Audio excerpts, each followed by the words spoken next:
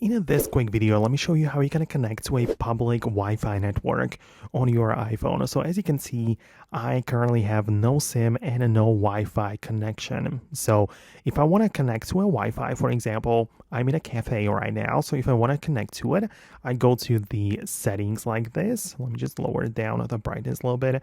And if I go to the Wi-Fi section, currently nothing is connected. It gives me the list of a bunch of different networks which are available, right? So first of all, there is the personal hotspot of somebody using an iPhone. So, if I know that person, I can connect. And below you have plenty of different networks. Those which don't have the lock icon, like this one from Starbucks, is actually free to be connected to. So as you can see, I confirmed it and clicked on Starbucks like this. It's being connected to. We got this pop-up asking that the verification didn't quite work, but let's say I trust the network. I'm going to click on continue.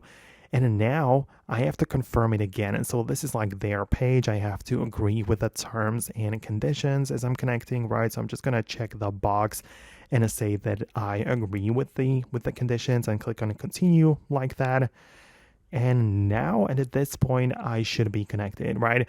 In the top right corner, I can already see the Wi-Fi icon right there. So as you can see, I'm already connected, and this is just the promotional website. So I can close it, and now we are fully connected and online. So if I, for example, open up the web browser like Safari like this, let me go to a new tab and just test the network if it works. So google.com, the official test of the internet, works fine. So let me know if you liked the video, hit the thumbs up if it did work, subscribe, and I'll see you later.